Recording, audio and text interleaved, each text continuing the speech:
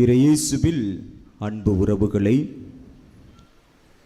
சங்கடங்களை தீர்க்கின்ற சந்தியாகப்பரினுடைய சந்ததியினரை, உங்கள் அனைவருக்கும் நம்முடைய முதன்மை குரு சார்பாகவும், பங்கு தந்தை சார்பாகவும், அருட்கண்ணியர்களின் சார்பாகவும் இந்த முதல் நாள், நவநாளினுடைய முதல் நாள் திருக்கொடியேற்ற இந்த நாளிலே வணக்கத்தையும் வாழ்த்துக்களையும் மகிழ்ச்சியோடு தெரிவித்துக் கொள்கின்றேன்.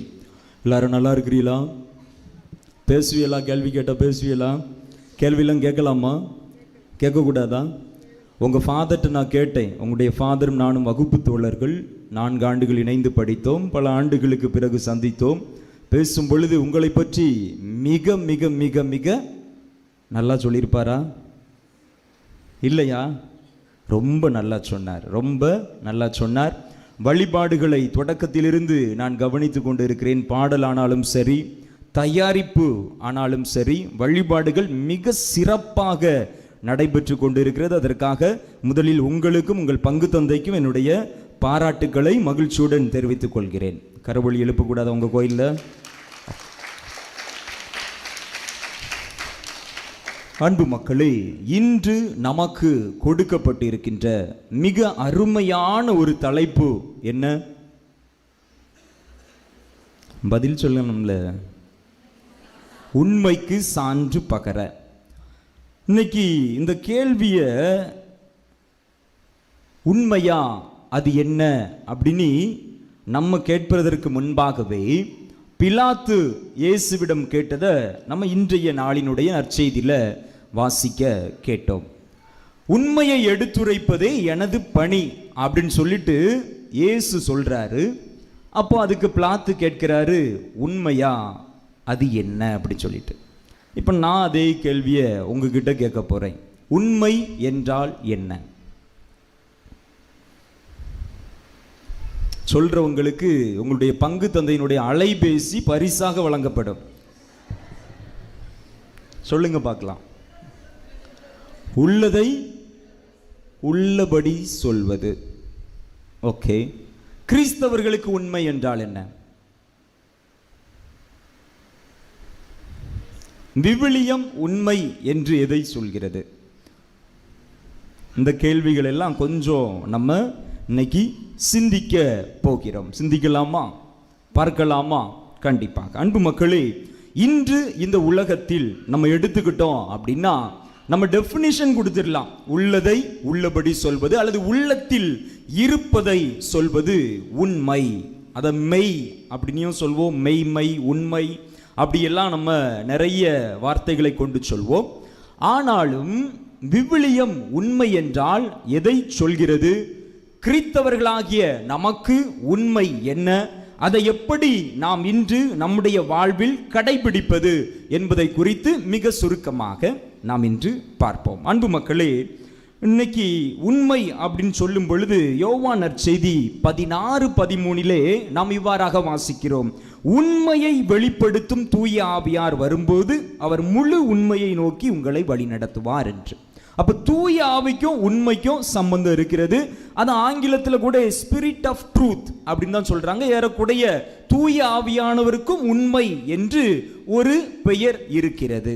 அப்படியே நம்ம பார்த்தோம் அப்படின்னா எபேசியர் புத்தகம் 1:13 நீங்களும் உங்களுக்கு மீட்பளிக்கும் நற்செய்தியாகிய உண்மையின் வார்த்தையை கேட்டு அவர் மீது நம்பிக்கை கொண்டு வாக்களிக்கப்பட்ட தூய ஆவியால் அவருக்குள் முத்திரையிடப்பட்டு இருக்கிறீர்கள் அப்படின்னு எழுதப்பட்டிருக்கிறது. அப்ப இங்க என்ன சொல்லுது? நற்செய்தி ஆகிய உண்மை. Gospel is the truth. நற்செய்தி தான் உண்மை அப்படின்னு சொல்லப்படுகிறது. நற்செய்தினா என்னது? இயேசுவினுடைய இறப்பு, பாடுகள், இறப்பு, உயிர்ப்பு, இதுதான் நற்செய்தி, இதுதான் காஸ்பல். அப்ப இந்த நற்செய்தி தான் உண்மை அப்படின்னு சொல்லியிருக்கு. இப்ப இப்படி நம்ம சுத்தி சுத்தி பல விடயங்களை பார்த்தாலும் டைரக்டா ஒரு ஆன்சர் இருக்குது. எது உண்மை அப்படிங்கிறதுக்கு இயேசுவே பதிலை சொல்கிறார். யோவான் நற்செய்தி 14:6 எல்லாருக்கும் தெரிஞ்சிருக்கும். இயேசு சொல்கிறார், நானே வழியும் உண்மையும் வாழ்வும் அப்படின்னு சொல்றார். ஐ அம் த ட்ரூத், நான் தான் உண்மை அப்படின்னு சொல்றார். அப்ப கிறிஸ்தவர்களாகிய நமக்கு விவிலியம் சொல்கின்ற உண்மை என்பது இயேசுவும் இயேசுவினுடைய வார்த்தைகளும் அப்படி நம்ம எடுத்துக்கலாம். இயேசு என்று சொல்லும் பொழுது அவருடைய விழுமியங்கள், அவருடைய பண்பு நலன்கள், மன்னிப்பு, அன்பு, கொடுத்தல், பிறருக்காக தன்னை கையளித்தல் என்று எல்லா விதமான நல்ல விழுமியங்களை நம்ம எடுத்துக்கிட்டோம் அப்படின்னா அதுதான் உண்மை. ஓகே, இந்த சின்ன ஒரு இதோடு இப்பொழுது நம்ம இந்த உண்மையை சான்று பகர வேண்டும், உண்மைக்கு சான்று பகர வேண்டும் அப்படிங்கிற கோணத்தில் இன்னும் கொஞ்சம் நம்முடைய புனிதரை சந்தியாகப்பரை நம்ம கொஞ்சம் சேர்த்து சிந்திக்கலாம் அப்படின்னு ஆசிக்கிறேன். இப்பொழுது ஒரு கேள்வி, சந்தியாகப்பர் என்ன என்ன அவருடைய உண்மையான பைபிள் அவருக்கு சொல்ற பெயர் என்ன? யாகப்பர், அப்படிதானே? அது ஏன் இப்போ சந்தியாகப்பர்? உங்களுக்கு உங்க பங்குசாமி சொல்லி கொடுத்துருக்கிறாரா தெரியல, கேட்போம் பார்ப்போம், சொல்லுங்க பார்ப்போம். சந்த் அப்படின்னா லத்தீன் மொழியில செயின்ட், சான் யாகப்பர், சந்தி யாகப்பர், அதனால தான் அப்படி நமக்கு பெயர் வந்திருக்கிறது. ஓகே, இப்போ ஒரு கேள்வியை கேட்கணும். ஏன்னா சந்தி யாகப்பர் ஒரு முக்கியமான ஒரு பணியை விவிலியத்தில் செய்ததாக நம்ம பார்க்கிறோம். சரியா? இந்த கேள்விக்கு பதில் சொல்றவங்களுக்கு கண்டிப்பாக பரிசு உண்டு, கண்டிப்பாக பரிசு உண்டு. நானே அந்த பரிசை கொடுப்பேன், பார்க்கலாம். சரியா? ஓகே, மொத்தம் நம்முடைய கத்தோலிக்க திருஅவையில் எத்தனை திருச்சங்கங்கள் நடைபெற்றிருக்கின்றன? சரி, முதல் திருச்சங்கம் எங்கு நடைபெற்றது? திருச்சங்கம்னா கவுன்சில், ஆங்கிலத்தில் உங்களுக்கு புரியணும் அப்படின்னா கவுன்சில். மரக்கேள்வி ஆசிரியர்கள், சிஸ்டர்ஸ், ஓகே, முதல் திருச்சங்கம் எங்கு நடைபெற்றது? சரி, உங்களுக்கு நான் ஒன்று கேள்வி சொல்றேன்னு. இரண்டாம் வத்திக்கான் சங்கம் கேள்விப்பட்டிருக்கோமா? எல்லாரும் கேள்விப்பட்டிருப்போம். இரண்டாம் வத்திக்கான் சங்கம் வேட்டிக்கன்ல, ரோம்ல நடந்தது, நம்ம எல்லாருக்கும் தெரியும். 1962 இருந்து 65 3 ஆண்டுகள் நடைபெற்றது. அதற்கு பிறகுதான் நம்ம எல்லாரும் நம்முடைய தாய்மொழியில நம்ம திருப்பலியை நிறைவேற்றோம். இப்படி நிறைய ஒரு மாற்றங்களை, ஒரு வளர்ச்சி பாதைகளை, ஒரு திட்டங்களை தீட்டுவதற்கு திருச்சபையில் எப்பொழுதுமே சங்கங்கள் கூடி வருவது. தமிழ் சங்கம் நம்மளாம் கேள்விப்பட்டிருக்கோம் இல்லையா, மதுரையில் நடந்தது. அதே போல கூடி உலகத்தில் இருந்து வரக்கூடிய எல்லா ஆயர்கள், சட்ட வல்லுநர்கள், இறையியல் வல்லுநர்கள் எல்லாரும் சேர்ந்து கூடி வந்து சில முடிவுகளை, முக்கியமான முடிவுகளை எடுப்பது தான் சங்கங்கள், திருச்சங்கங்கள் அப்படின்னு நம்ம சொல்றோம். அப்ப முதல் திருச்சங்கம் எங்கு நடைபெற்றது? எருசலேம்ல.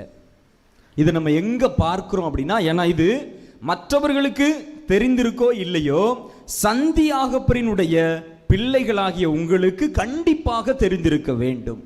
ஏன்னா முதல் திருச்சங்கத்தினுடைய முடிவை மக்களுக்கு அறிவித்தவர் யார் தான்? சந்தியாகப்பர், யாகப்பர் தான். சரியா? எங்க இதை நம்ம பார்க்கலாம் அப்படின்னா, அப்போஸ்தலர் பணி, திருத்தூதர் பணி 15வது பிரிவில் இதை நீங்க முழுமையாக பார்க்கலாம். இது என்ன பிரச்சனை அப்படின்னா, இந்த பிரச்சனை ஒருவேளை இன்று நமக்கு வேடிக்கையாக இருக்கும், ஆனால் அன்னைக்கு பிரச்சனை ரொம்ப பெரியது. ஒரு பக்கம் பேதுரு, அவர் தான் முதல் போப், அப்படிதானே? அந்த போப்பாண்டவர், முதல் போப், ஒரு பிரச்சனையை கொண்டு வராரு. இன்னொரு பக்கம் அவருக்கு எதிரா யார் நிக்கிறா? பவுலடியார் நிக்கிறாரு. பவுலும் பர்னபாவும் நிக்கிறாங்க. பயங்கர வாக்குவாதம் நடக்கிறது. எருசலேமினுடைய பிஷப், ஆயராக இருப்பது தான் சந்தியாகப்பர். அங்குதான் இந்த பிரச்சனை நடக்கிறது. கடைசி முடிவை சந்தியாகப்பர் தான் சொல்றாரு. இன்னைக்கு நிறைய ஆண்கள், இன்னைக்கு உங்க ஊர்ல இருக்கிற அல்லது நம்ம பங்குல இருக்கிற ஆண்கள் மட்டும் சந்தியாகப்பருக்கு நன்றி சொல்ல கடமைப்பட்டவர்கள் அல்ல. மொத்த திருச்சபையில், உலகத்தில் இருக்கிற எல்லோ கத்தோலிக்க அல்லது கிறிஸ்தவர்கள் எல்லோருமே சந்தியாகப்பருக்கு கடமைப்பட்டு இருக்கிறோம். ஏன் அப்படின்னா, பிரச்சனை ரொம்ப சிம்பிள். பேதுரும் அவருடைய குழுக்களை சார்ந்தவர்களும் பிற இனத்தவர்கள் கிறிஸ்துவை ஏற்றுக்கொள்ள வேண்டும் என்றால் விருத்த சேதனம் கண்டிப்பாக செய்ய வேண்டும் என்று சொல்கிறார்கள். என்ன செய்யணும்? விருத்த சேதனம். விருத்த சேதனம்னா உங்களுக்கு தெரியும் நினைக்கிறேன், தெரியும் தானே? இஸ்லாமியர்கள் இன்னைக்கு பண்ணக்கூடிய சுன்னத் அப்படின்னு சொன்னா என்ன உங்களுக்கு நல்லா தெரியும். விருத்த சேதனம் இன்னைக்கு நிறைய பேருக்கு தெரியாது. அப்ப ஆண்கள் எல்லோருமே திருச்சபைக்குள்ள கிறிஸ்தவராக மாற வேண்டும் என்றால் நீங்க சுன்னத் செஞ்சிருக்கணும், விருத்த சேதனம் செஞ்சிருக்கணும். உங்களுடைய முதல் இரத்தத்தை கடவுளுக்கு அந்த மண்ணில் நீங்கள் சிந்தி இருக்க வேண்டும் அப்படின்னு சொல்லி ஒரு குழுவினர், குறிப்பாக பேதுருவை தலைமை தாங்கி அந்த குழுவினர் சொல்கிறார்கள். இன்னொரு பக்கம் பவுலடியார் இல்ல, அதெல்லாம் தேவையே கிடையாது, கிறிஸ்துவை நம்பினால் மட்டும் போதும், இவர்கள் எல்லோருமே திருமுழுக்கை எடுத்தால் போதும், விருத்த சேதனம் என்பது தேவையில்லை அப்படின்னு சொல்லிட்டு பயங்கர பிரச்சனை. நீங்க அதை வாசித்தீங்களாலே தெரியும், அதுல சொல்லப்பட்டிருக்கும். பெரிய டிஸ்கஷன், விவாதத்திற்கு பிறகு யாகப்பர் அங்கு எழும்பி அவர் ஒரு கடைசி பதிலை தருகிறார். அதான் என்னது? கிறிஸ்துவின் மீது நம்பிக்கை கொண்டால் போதும், விருத்த சேதனம் என்பது தேவையில்லை, திருமுழுக்கு என்றால் அது மட்டுமே போதும், அவர்கள் எல்லோருமே கிறிஸ்துவின் பிள்ளைகளாக மாறுகிறார்கள் என்று. அன்பு மக்களே, நான் முதல்ல ஒரு கேள்வி கேட்ட, எத்தனை சங்கங்கள் இதே போல நடந்திருக்கு அப்படின்னு சொல்லிட்டு. 21 சங்கங்கள் நடந்திருக்கிறது. சரியா? இந்த சங்கங்கள் இப்போ உங்களுடைய ஆயர், கோட்டார் மறை மாவட்டத்தினுடைய ஆயர் கூடுகை பண்ணி அது ஒரு சங்கமா அப்படின்னா இல்லை, உலக அளவுல திருத்தந்தையால் அழைக்கப்பட்டு நடத்தப்படக்கூடிய சங்கங்கள் தான் எண்ணிக்கையாக கருதப்படும். இதுவரைக்கும் 21 சங்கங்கள் நடந்திருக்கிறது. இது உங்களுடைய கத்தோலிக்க ஜெனரல் நாலேஜுக்காக.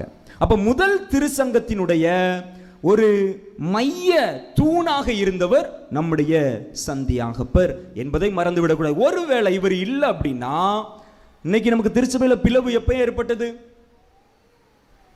1517 ஆண்டு முதல் முறையாக மார்ட்டின் லூத்தர் திருச்சபையை பிரிக்கிறார். அப்படிதானே? இல்லை அப்படின்னா முதல் நூற்றாண்டிலேயே திருச்சபையானது பிளவுபட்டிருக்கும். அப்ப பிளவுபடாமல் இருப்பதற்கு அடித்தளமாக இருந்தவர் யார் அப்படின்னு சொன்னோம்னா புனித சந்தியாகப்பர். இதை கத்தோலிக்க கிறிஸ்தவர்கள் எல்லோரும் அறிந்திருக்க வேண்டும். தூய ஆவியானவருடைய உண்மையை அவர் அங்கு போப்பாண்டவர் திருத்தந்தையாக இருந்த புனித பேதுருவும் பவுலும் சண்டையிடும் பொழுது 2 பேரையும் சமாதானம் செய்து வைத்து உண்மைக்கு அவர் சான்று பகர்கிறார். உண்மைக்கு அவர் சான்று பகர்கிறார். அன்பு மக்களே, இந்த பிரிவினையை குறித்து இன்னும் கூடுதலாக நான் உங்களோடு பேசலாம் அப்படின்னு ஆசிக்கின்றேன். மார்ட்டின் லூத்தர் 1517 திருச்சபையை பிரிக்கிறார். பிரிக்கும் பொழுது இன்னைக்கு நம்முடைய திருவிவிலியம் எத்தனை புத்தகங்களை கொண்டது? இது ரொம்ப சிம்பிளான கேள்வி, நீங்க தான் பதில் சொல்லணும். கத்தோலிக்க திருவிவிலியத்தில் எத்தனை புத்தகங்கள் உண்டு? என்னப்பா மரக்கேள்வி ஆசிரியர்கள், எத்தனை புத்தகங்கள் உண்டு? கரெக்டா சொல்றீங்க, சொல்லுங்க. 74 5 6 73. வெற்றி சகோதரி அருமையா சொன்னாங்க. எத்தனை புத்தகம் உண்டு? 73 புத்தகங்கள் உண்டு. எதுல? நம்முடைய கத்தோலிக்க திருச்சபையினுடைய விவிலியத்தில். நல்லா கேட்டுக்கிடுங்க, நல்லா கேட்டுக்கிடுங்க, ஏன்னா உங்களுக்கு இது தெரியல, அதனால திரும்பியும் சொல்றேன். கத்தோலிக்க திருச்சபையினுடைய புத்தகத்தில் 73 புத்தகங்கள் உண்டு. சரியா? ஆனா நம்மிடம் இருந்து பிரிந்து போன சபையினரிடம் எத்தனை புத்தகங்கள் உண்டு? 73 உண்டா, இல்ல கூடுதலா, இல்ல குறைவா? குறைவு. எத்தனை புத்தகம்? நான் சொல்றது இன்னைக்கு உங்களுக்குலாம் வித்தியாசமா பார்க்கறத பார்த்தா இதெல்லாம் பத்தி யாரு ஃபாதர் கண்டுக்கிறா அப்படிங்கிற மாதிரி உட்கார்ந்துருக்கிறீங்க. சரி, பிரச்சனை இல்லை, தெரிஞ்சுக்குவோம். 66 புத்தகங்கள். அப்ப எத்தனை புத்தகத்தை நீக்கிட்டாங்க? 7 புத்தகத்தை நீக்கிட்டாங்க. சரிதானே? அதுக்கு பல காரணங்கள் உண்டு, நீங்க மெதுவா சிந்திக்கலாம். இப்ப அதுக்குள்ள போனோம்னா என்ன ஒரு மணி நேரம் நான் உங்களுக்கு பிரசவம் கொடுக்கணும். அப்ப நம்முடைய புத்தகங்கள் எத்தனை? சத்தமா சொல்லுங்க பாப்போம். 73. பிரசபையினுடைய விவிலியத்தில் இருக்கிற புத்தகங்கள் 66. அப்ப 1500 வருடங்கள், 15-16 நூற்றாண்டுகள் இருந்த புத்தகத்துல ஒரு சில புத்தகத்துல அவங்க தூக்கிட்டாங்க. அப்ப மார்ட்டின் லூத்தருக்கு ஒரு புத்தகத்தை எப்படியாவது தூக்கணும்னு ஆசை, ஆனா அவரால் முடியல. அது எந்த புத்தகம் அப்படின்னா புனித யாகப்பர் எழுதிய திருமடல். வெரி இன்ட்ரெஸ்டிங்ல, நம்முடைய புனிதருடைய திருமடலை தூக்குவதற்கு அவருக்கு ஒரு ஆசை, அதற்கு ஒரு காரணம் இருந்தது. அது என்ன காரணம் அப்படின்னா அது நிறைய உண்மையை சொல்லுது. என்ன உண்மை அப்படின்னா குறிப்பா யாக்கோபு 2:26 இந்த வசனம் நீங்க கண்டிப்பா மனப்பாடமா சொல்லுவீங்கன்னு நினைக்கிறேன். என்னது? செயல் இல்லாத விசுவாசம் செத்த விசுவாசம். புதிய மொழிபெயர்ப்புல கொஞ்சம் மாற்றலா இருக்கும், ஆனா இதை நீங்க நல்லா வச்சுடுங்க. யாக்கோபு இதை தெளிவா சொல்றாரு.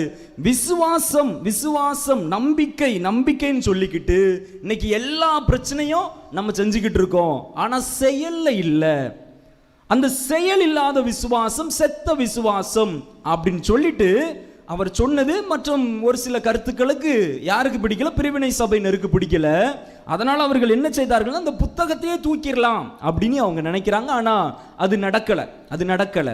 இப்போ இதுல ரொம்ப முக்கியம் அப்படின்னு சொல்லி பார்த்தோம் அப்படின்னா, அப்போ பிரிவினை சபைகள், இந்த ஒற்றுமை, இந்த உண்மை, இதற்கு எப்பொழுதுமே அவர் ஒரு சாட்டையடியாக இருந்திருக்கிறார். யாரெல்லாம் உண்மைக்கு எதிராக செல்கிறார்களோ, பிரிவினையை தூண்டுகிறார்களோ, யாரெல்லாம் சரியது தவறியது என்று அவர்களுக்கு தகுந்தாற் போல மாற்றுகிறார்களோ, அவர்கள் எல்லாருக்குமே சந்தியாகப்பர் ஒரு சாட்டையடி கொடுத்திருக்கிறார் அப்படிங்கிறத நம்ம இதில் பார்க்கிறோம். அன்பு மக்களே, இப்போ திரும்ப நம்முடைய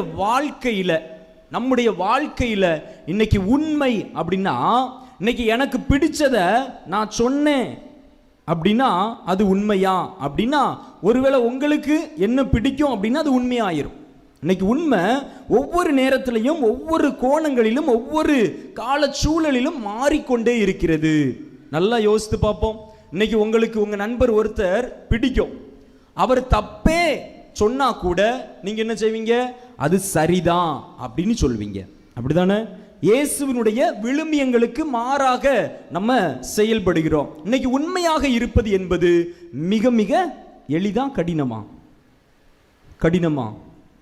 சரி, இப்போ நம்மளே கேள்வி கேட்போமே, உங்களுடைய வாழ்க்கையில திருமண வாழ்க்கையில நீங்கள் உங்களுடைய கணவருக்கு உண்மையுள்ளவராக இருக்கிறீர்களா? என்னப்பா இந்த கேள்வி கேட்டா கூட பதில் சொல்ல கஷ்டம் தான் நினைக்கிறேன், இல்ல? இப்ப அடுத்த கேள்வியை மாற்றி கேட்போமே, உங்களுடைய வெளியே ஆண்கள் இருக்கிறாங்க, முதல்ல என்ன கேள்வி கேட்டேன்? நீங்கள் உங்களுடைய கணவருக்கு உண்மையுள்ளவர்களாக இருக்கிறீர்களா? அதுக்கு நீங்க கொஞ்சம் சிரிக்கிறீங்க, ஓகே, நீங்க சிந்திங்க. அடுத்ததாக, உங்களுடைய கணவர் அல்லது வெளியே இருக்கிற ஆண்களுக்கு, உங்களுடைய மனைவி உங்களுக்கு உண்மையுள்ளவராக இருக்கிறாரா? இன்னைக்கு உண்மையாக இருப்பது மிக மிக கடினமாக இருக்கிறது. நிறைய நேரத்தில் ஆளுக்கு தகுந்தாற் போல நாம் மாறு வேடங்களை இட்டு திரிந்து கொண்டிருக்கிறோம். எனக்கு பிடிச்சா ஒன்று சொல்லுவோம், பிடிக்கல அப்படின்னா என்ன சொல்லுவோம். அது அன்பியங்களாக இருக்கலாம், பங்கு சமூகமாக இருக்கலாம், அல்லது பக்த சபைகளாக இருக்கலாம், அல்லது நிர்வாகத்தில் கூட இருக்கலாம். இன்னைக்கு உண்மைக்கு நாம் துணை நிற்கின்றோமா? உண்மைக்கு நாம் சான்று பகிர்கிறோமா அப்படிங்கிறது ரொம்ப ரொம்ப கேள்விக்குறியாகிவிட்டது மக்களே. அப்ப இந்த நாளினுடைய முதல் நாளில் உம்முடைய பங்கு தந்தை நமக்கு கொடுத்திருக்கிற இந்த அருமையான தலைப்பை நாம் சிந்திக்க, சீர்தூக்கி பார்த்து அதை வாழ்வாக்க வேண்டிய கடமையில் உள்ளோம். இன்னைக்கு இந்த சின்ன பையன்ட நீங்க ஒரு கேள்வியை கேட்டீங்கன்னா உண்மையை கரெக்டா சொல்லிடுவான். அப்பா வீட்டில் இருக்காங்கன்னா இருக்கிறாங்கன்னு சொல்லிடுவான். ஆனா அதே இதை மனைவிட்ட உங்க கணவர் வீட்டில் இருக்காரு, வீட்டுக்குள்ள இருந்தாலும் இல்ல வெளியே போயிட்டாரு அப்படின்னு தான் நாங்க சொல்லுவோம். இன்னைக்கு இதை பார்த்து அந்த சின்ன பையன், அப்ப இதுதான் மெச்சூரிட்டி, இதுதான் அறிவுத்தன்மை, இதுதான் கூர்மையான பதில் சொல்லக்கூடிய விடயம் என்று அவன் கற்றுக்கொண்டு இருக்கிறான் என்பதை நாம் மறந்துவிடக் கூடாது. இன்னைக்கு உண்மை பல வேளைகளில் திரித்து பேசப்படுகிறது என்றால் அதற்கு காரணம் தாயும் தந்தையும், இங்கு இருக்கிற பெரியவர்கள் தான் அப்படிங்கிறத நம்ம தெளிவா யோசிக்கணும். அதே போல ஒரு பங்குல ஒரு சாமியாரால பணி செய்ய முடியல, அவர் உண்மையை தான் தொடர்ந்து சொல்றாரு, நேர்மைக்கு தான் அவர் துணை நிற்கிறாரு அப்படின்னா அவருக்கு நீங்க சப்போர்ட் பண்ணுவீங்களா? அவரை பெட்டிஷன் போட்டு பிஷப்ட சொல்லி இடத்த காலி பண்றதுக்கு தான் நம்ம முயற்சிக்கிறோம். ஆண்டவர் இயேசு கிறிஸ்துவை ஏன் 33 வயசுல கொன்னுட்டாங்க? ஏன் 33 வயசுல கொண்டுட்டாங்க? அவர் ஏன் 60 வயசு 70 வயசு வரை பல நம்மளை போல வாழல? காரணம், அவர் உண்மையாக இருந்தார். அப்ப இன்னைக்கு உண்மையாக இருப்பது என்பது மிக கடினம். ஆனால் ஆண்டவர் இயேசு கிறிஸ்து இன்னைக்கு நமக்கு ஒரு இறை வார்த்தையை சொல்கிறார்.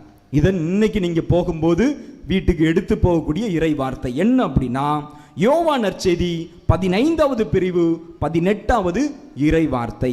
உலகு உங்களை வெறுக்கிறது என்றால் உங்களை வெறுக்கும் முன்னே என்னை வெறுத்தது என்பதை தெரிந்து கொள்ளுங்கள்.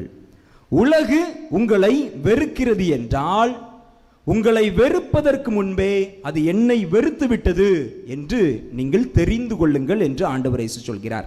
இன்னைக்கு நம்ம நிறைய நேரத்தில் என் பின்னாடி 100 பேர் இருக்கிறான், எதுக்கு? நான் அவனுக்கு ஏத்தது மாதிரி பேசிக்கிட்டே இருக்கிறேன், அவனுக்கு பிடிச்சதெல்லாம் செய்துகிட்டே இருக்கிறேன் அப்படிங்கிறதுனால 100 பேர் இருக்கிறான். ஆனா ஆண்டவர் உங்க கூட நிப்பாரா அப்படின்னா நிக்க மாட்டார். இந்த உலகத்தை பொறுத்தவரையில எனக்கு நிறைய செல்வங்கள் இருக்கு, ஏன்னா நான் ஏமாத்தி வாழ்றேன், பிறரை காயப்படுத்தி கஷ்டப்படுத்தி வாழ்றேன், அவனுடைய துரோகத்துக்கு நான் ஆளாகி இருக்கிறேன். எல்லா விதத்திலையும் நம்ம அவனுக்கு எதிராக தவறான வாழ்க்கையை வாழ்ந்து வாழ்ந்து இன்னைக்கு நம்ம பெரிய பணக்காரர்களாக, பதவியில் இருப்பவர்களாக, பண பலம் ஆள் பலம் நிறைந்தவர்களாக இன்னைக்கு நம்ம இருந்து கொண்டு இருக்கிறோம். ஆனா உண்மையிலேயே ஆண்டவர் உங்களுக்கு பின்பாக பக்கபலமாக இருப்பாரா என்றால் இருக்க முடியாது. அன்பு மக்களே, இந்த உலகத்தில் 1000 லட்சக்கணக்கான பேர் நம்மோடு இருந்தாலும் ஆண்டவர் நம்ம கூட இல்லை அப்படின்னா அதனால என்ன பயன்? எந்த பயனுமே கிடையாது. ஏன்னா உன் கூட 1000 பேர் 1,00,000 பேர் இருந்தாலும் அவன் உனக்கு உண்மையாக இருக்க போவதில்லை. என்றாவது ஒரு நாள் உன்னுடைய காலை வாருவான், என்றாவது ஒரு நாள் உனக்கு எதிராக உன்னுடைய முதுகில் குத்துவான். அப்ப என்னைக்குமே உண்மை என்பது வெல்லும், வாய்மையே வெல்லும் அப்படின்னு சொல்றது அது மெதுவா வெல்லலாம். ஆனா என்னைக்குமே இந்த உண்மைதான் நமக்கு என்னைக்கும் அடிப்படையாக, ஒரு வலிமையாக, ஒரு பக்க பலமாக நம்மோடு இருக்கும் என்பதை நாம் மறந்து விடக்கூடாது. ஒரு சின்ன கதையை சொல்லலாம் நினைக்கிறேன். ஏன்னா இன்னைக்கு பெரியவர்கள் எல்லோருமே இன்னைக்கு நம்ம பிள்ளைகளுக்கு லிப்ஸ்டிக் போடுறது எப்படி அப்படின்னு நீங்க சொல்லி கொடுக்குறீங்க, மேக்கப் பண்றது எப்படி அப்படின்னு சொல்லி கொடுக்க, ட்ரெஸ்ஸிங் எப்படி பண்ணணும் அப்படிங்கறத சொல்லி கொடுக்கிறோம். ஆனா உண்மையாக இருப்பது எப்படி அப்படிங்கறத சொல்லி கொடுப்பதே கிடையாது. இந்த பிள்ளைகளுக்கு பொய்யை சொல்லி கொடுப்பதே தாயும் தந்தையும் தான். அன்பு மக்களே, ஒரு மாமியார் மருமகள், சின்ன கதை தான், வேகமா முடிச்சிடலாம். ஒரு மாமியார் மருமகள் இருக்கிறாங்க. அந்த மாமியாரு ஓடி வராங்க பங்குச்சாமியார்ட்ட, நம்ம ப்ரூனோ ஃபாதர்ட்ட தான் வராங்க. சரியா? வந்து ஃபாதர் என் வாழ்க்கையில் நிறைய கஷ்டம், என் மருமகன் நீ ரொம்ப டார்ச்சர் பண்ணுறா, அதெல்லாம் விட மோசம் என்ன அப்படின்னா அவள் ஒரு கிளி வளர்க்குறா, அந்த கிளி என்ன ரொம்ப டார்ச்சர் பண்ணுது. ஃபாதருக்கு மண்டை குழம்பிட்டு இப்படி மண்டையை சொறிகிற, மருமக டார்ச்சர் பண்ணுறாரு புரிஞ்சுக்கலாம், அது என்ன கிளி டார்ச்சர் பண்ணுது அப்படின்னு சொல்லி அவர் யோசிக்கும் போது அந்த பாட்டி சொல்லுது, இல்லை ஃபாதர், அந்த கிளி ஒன்று இருக்குது, என்னை பார்த்து என் மருமக எப்போ பார்த்தாலும் கோவத்தில் செத்து போயிருன்னு சொல்லுவா, அதே போல அந்த கிளியும் அதை கத்துக்கிட்டு என்ன சொல்லுது, செத்து போயிருன்னு சொல்லுது. நான் இப்படி வந்தேன்னா செத்து போயிருன்னு சொல்லுது, அந்த ஆளை போனேன்னா என்னை பார்த்தாலே அந்த கிளி செத்து போயிருன்னு தான் சொல்லுது. ஃபாதர் என்ன செய்யன்னு தெரியல. அப்போ ப்ரூனோ ஃபாதர் நல்லா இயற்கையெல்லாம் நல்லா நேசிப்பார், ஏன்னா எனக்கு அவருக்கு தெரியும். நீங்கள் கூட நீங்கள் பார்த்தீங்கன்னா செடிகள்லாம் வளர்ப்பார், அப்படி தானே? நீங்கள் பார்த்தீங்கன்னா தெரியும், வீட்டிலலாம் செடி வளர்த்துருப்பார். அங்கேயும் அவர் கார்டனராக இருந்தார், குருமடத்தில் படிக்கும் பொழுதும் கார்டனராக இருந்தார். பன்னிலாம் நல்லா மேய்ப்பார். இல்லை, உண்மையிலேயே குருமடத்தில் நாங்கள் எல்லாருமே பண்ணி மேய்ச்சிருக்கிறோம், கால்நடைகள்லாம் வளர்த்துருக்குறோம். அப்போ அவர் ஒரு இயற்கை ஆர்வலர். அப்போ அவருடைய ரூமில் ஒரு கிளி வளர்த்துட்டு இருக்கிறாரு. அவர் என்ன செய்கிறாரு, இந்த கிளியை கொண்டு போய் பாட்டி நீங்கள் கவலைப்படாதுங்க, உங்கள் மருமக கிளியை என் கிளியை வச்சு கரெக்ட் பண்ணிருங்க அப்படின்னோடனே அந்த பாட்டிக்கு ஒன்றும் புரியல, என்னடா இப்படி சொல்கிறாரு ஃபாதர் அப்படின்னோடனே, நீங்கள் போங்க பாட்டி உங்களுக்கு எல்லாம் புரியும் அப்படின்னு சொல்லி அனுப்பி விட்றாப்புல. அப்போது அந்த பாட்டியும் போய் ஒரு அரை மணி நேரத்தில் ஃபாதர் நீ ஓடி வந்து, நீங்களும் வேண்டாம் உங்கள் கிளியும் வேண்டாம் அப்படின்னு சொல்லி கையெடுத்து கும்பிட்டுட்டு விட்டுட்டு ஓடுது. அப்போது ஃபாதர் என்ன செய்யணும்னு தெரியல, என்னப்பா என்ன நடந்துன்னு தெரியலையே, பாட்டி நில்லுங்க, என்ன நடந்துன்னு சொல்லிட்டாது போங்க. ஃபாதர் உங்கள் கிளிக்கு என் மருமக கிளியே பரவாயில்ல ஃபாதர்.